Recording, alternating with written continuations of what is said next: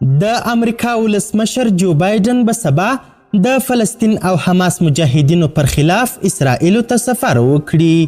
جو بایدن د حماس مجاهدینو د بشپړ له منځه وړلو خبر ورکړی. همدارنګه د افغانستان اسلامي امارت د کورنیو چارو سرپرست وزیر خلیفه سراج الدین حقانی د فلسطین څخه د جنگي ملاتړ ادعا رد کړل او ویل چې د افغانستان اسلامي امارت د هیڅ هیواد په کورنیو چارو کې لاسوهنه نه کوي.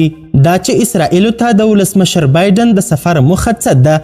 ولې د افغانستان اسلامي امارت د فلسطین په جنگ کې له مداخلې څخه لاس په سر سو؟ بشپړ حال را سره همدغه روانه ویډیو کې کتلی سئ. سلامونه قدرمنو لیدونکو، مشال پریس یوټیوب چینل ته مو هرکلی کوم. د اسرائیلو لخوا د غزې د کلابندۍ دوام.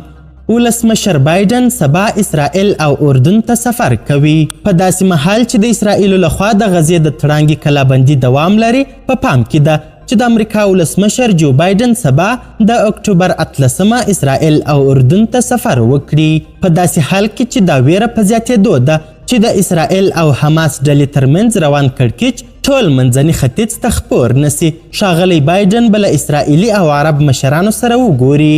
د امریکا د بهرنیو چارو وزیر انتوني بلینکن وروسته له هغه سیمې ته د بایدن سفر اعلان کړ چې د غزې په تړانګه کې د بشري وضعیت په اړه اندېښنې زیاتې سوي او د اسرائیل پوځ په دې سیمه کې چې مساحت یې 365 مربع کیلومترو ته رسیږي د ځمکنیو عملیاتو لپاره تیاری نیسي.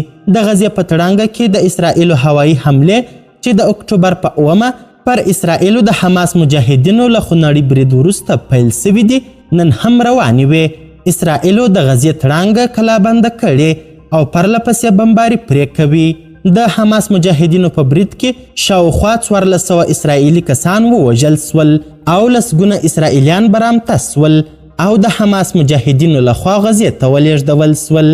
د اسرائیلو په جوابي حملو کې هم تر دې دمه نږدې 2800 فلسطینیان شهیدان سوي او شاوخوا 1900 نور ټپیان دي. همدارنګه خلیفه سراج الدین حقانی د اسرائیلو او فلسطین د جګړې په اړه ویلي دي چې د هیڅ چا په کورنیو چارو کې لاسوهنه نه کوو. سراج الدین حقانی زیاته کړې له ملګرو ملتونو غواړي چې د خبرو له لارې یا د جګړه حل او د فلسطینیانو حقوق تامین کړي. چې زموږ داسې افغانان ډېر انقلابي خلک دي، جوش لري او دوی چې دي همیش لپاره د دې ایماني غیرت نه برداشت کوي چې چېرته دوی قرار کړي.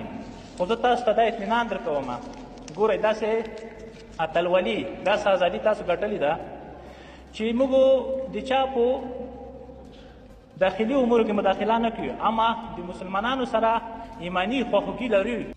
د حقانی د دغو څرګندونو له ویډیویي کلیپ خپرېدو وروسته د اسلامي امارت یو شمېر منتقدانو طالب مشران له امریکا سره په معاملې تورن کړل او ویل که دوی په دوحه کې له امریکا سره د وسلوالو افراطي مسلمان ډلو د نه ملاتړ ژمنه نه وای کړې، داسې محتاطانه خبرې به یې نه وای کړي. خو ډېر نور وایي چې که حقانی ویلي وای چې باید له اسرائیلو سره جهاد وسي او دوی جهاد ته کسان ولیږي، بیا به د اسلامي امارت منتقدانو پرې نیوکې کولی چې طالبان ټولې نړۍ ته ګواښ دي او باید نړیوال یې مخه ونیسي.